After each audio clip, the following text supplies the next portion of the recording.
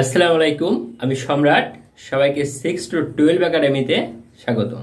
Viewers, আজকে আমাদের আলোচ্য বিষয় হলো নবম ও দশম শ্রেণীর পদার্থবিজ্ঞান বইয়ের ষষ্ঠ অধ্যায় অর্থাৎ তাপ গতিবিদ্যা অধ্যায়টির দৈর্ঘ্য প্রসারণ সহগ, ক্ষেত্র প্রসারণ সহগ এবং আয়তন প্রসারণ সহগের একক নিয়ে আলোচনা। অর্থাৎ এই সূত্রগুলো লিখে এটার যে একক আছে আয়তন প্রসারণ, দৈর্ঘ্য প্রসারণ এবং ক্ষেত্র প্রসারণের এই এককটি নির্ণয় করা আমরা আজকের ক্লাসে শিখব।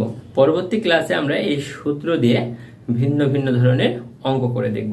চলো, ক্লাসটি কেমন লাগলো আমরা উপভোগ করে দেখি। তাপগতিবিদ্যা এটি ষষ্ঠ অধ্যায়। প্রথমে আমার যেটি আছে সেটা হলো দৈর্ঘ্য প্রসারণ সহগ।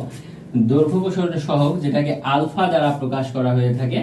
তো এর একক বের করতে হলে সূত্রটি হলো আলফা সমান L2 minus L1 into T2 minus T1। এখানে আমাদের L1 হলো আদি দৈর্ঘ্য, L2 হলো শেষ দৈর্ঘ্য, আর এখানে T2 হলো শেষ তাপমাত্রা অথবা আদি তাপমাত্রা এবং T1 হলো প্রথম তাপমাত্রা। আর এইখানে আমাদের এই সূত্রগুলোর পরিচয় আজকে দিয়ে রাখলাম, এর পরবর্তীতে আমরা অঙ্ক করে দেখব।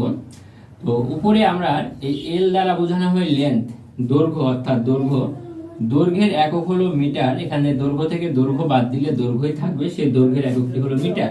এবং এই নিচে L1 সেটি হলো দৈর্ঘ্য, এই দৈর্ঘ্যের একক হলো metre.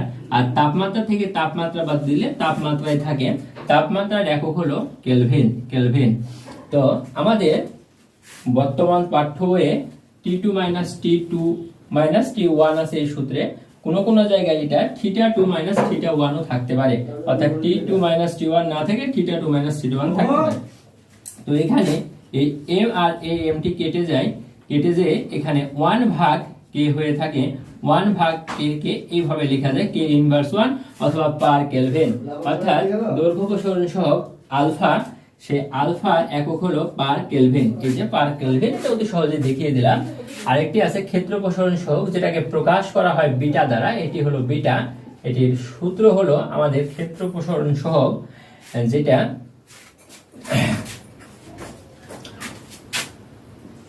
A2 minus A1 by A1 into T2 minus T1। এই এ হলো ক্ষেত্রফল, অর্থাৎ এ দ্বারা ক্ষেত্রফলকে বোঝানো হয়। আবার উপরে A2 মাইনাস A1 অর্থাৎ ক্ষেত্রফল থেকে ক্ষেত্রফল বাদ দিলে ক্ষেত্রফলই পাওয়া যায়। ক্ষেত্রফলের একক হলো